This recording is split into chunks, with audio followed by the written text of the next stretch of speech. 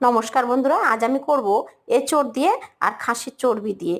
তো এই রান্নাটি না কেটে আপনাদেরকে দেখার জন্য অনুরোধ করছি।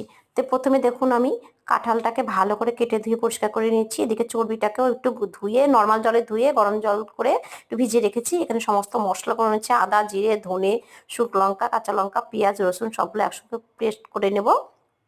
নেওয়ার পরে কড়াই বসিয়ে দিয়ে তেল গরম করে আলুটা ভেজে তুলে নেব। তুলে নেওয়ার পরে ওই তেলেই একটু ফোড়ন দিয়ে দেবো, জিরে, গোটা গরম মশলা, তেজপাতা আর দুটো শুকনো লঙ্কা দিয়ে এর মধ্যে পেঁয়াজটা, কিছুটা পেঁয়াজ রেখেছি ওটা আমি ওর মধ্যে দিয়ে দিচ্ছি। দিয়ে ভালো করে নেড়ে চেড়ে ভালো করে লাল লাল করে ভেজে নেবো।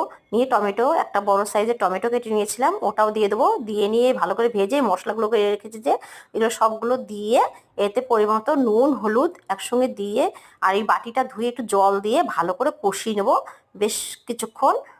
সাথে একটু মিষ্টিও দেবো, মানে চিনির জন্য চিনি দেবো একটু, স্বাদটা ব্যালেন্সটা ঠিক থাকবে টক ঝাল মিষ্টির। তার জন্য দিয়ে ভালো করে কষিয়ে নিয়ে এবার চর্বিটাকে দিয়ে দিলাম। চর্বিটা দিয়ে আরও কিছুক্ষণ ভালো করে কষিয়ে নিয়ে কাঁঠালগুলো দিয়ে দিচ্ছি। কাঁঠালটাও ভালো করে বেশ কিছুক্ষণ ধীরে ধীরে কষিয়ে নেব, লো টু ফ্লেমে আছে ভালো করে কষিয়ে নেব। যত কষাবো তত টেস্টটা কিন্তু ভালো হবে।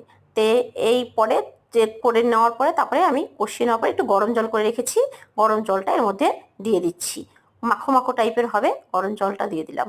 দিয়ে নামানোর আগে একটু ঘি, গরম মশলা দিয়ে নামিয়ে নিলেই আমার কাঁঠালের আর চর্বি দিয়ে তরকারিটা রেডি। বন্ধুরা, ভালো লাগলে একটু লাইক করো, সাবস্ক্রাইব করে আমার পাশে থেকো।